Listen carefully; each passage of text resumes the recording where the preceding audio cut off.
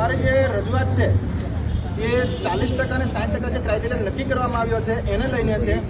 અને જે 309 જે બંધારણીય આર્ટિકલ છે એની જે જોગવાઈ છે 335 સાથે કોઈ સુસંગતતા નથી. અને આ જે અમે આવેદનપત્ર આપવા માટે આવ્યા છીએ, આપણા જે વિદ્યાર્થીઓ છે, સ્ટુડન્ટો છે, એમને નુકસાન થઈ રહ્યું છે.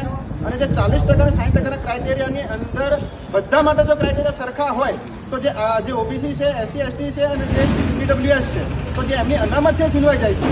તો એ અનામત ના સીનવાઈ જાય એના માટે જે ક્રાઇટેરિયા બધા માટે સરખા રાખ્યા છે એમાંથી ઘટાડીને કેટેગરી વાઇઝ કરવામાં આવે. અને કેટેગરી વાઇઝ કરવામાં આવે તો જ અમારા આદિવાસી વિદ્યાર્થીઓને છે એને ન્યાય મળશે.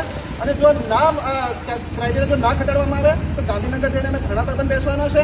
અને બીજી વસ્તુ કે જે છોકરાઓ અત્યારે જે સીટો રહી ગઈ છે જે ક્રાઇટેરિયાના કારણે, તો શા માટે રહી ગઈ છે? અને ત્યાં ન્યૂઝપેપરમાં એવી રીતે છાપવામાં આવે છે કે એમના ઉમેદવાર મળ્યા નથી. જો 10,000ની ભરતીમાં જો લાખ ફોર્મ ભરાતા હોય તો અમારા ઉમેદવાર કેમ નથી મળતા?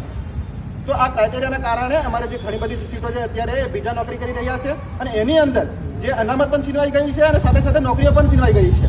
તો આ ના થવા જોઈએ.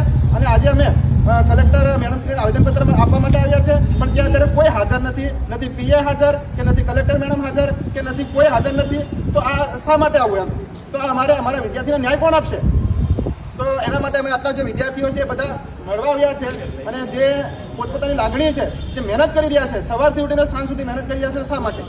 નોકરી માટે મહેનત કરી રહ્યા છે, તો એમને તો લાભ મળવા જોઈએ, અનામતનો લાભ મળવા જોઈએ. તો કેમ નથી મળતો? તો વર્ગ 3 ની જેટલા જે ક્રાઇટેરિયા નક્કી કરવામાં આવ્યા છે, ટાસ્ક ટેટ 2 માં જે ક્રાઇટેરિયા નક્કી કરવામાં આવ્યા છે એ રદ કરે અને ક્રાઇટેરિયા કેટેગરી વાઇઝ કરવામાં આવે એવી અમારે વિનંતી છે. અને અત્યારે જે ભરતી પ્રક્રિયા ચાલુ છે એમાં જો આ વસ્તુ ના થવું જોઈએ એના પર અમે રિક્વેસ્ટ કરીએ છીએ.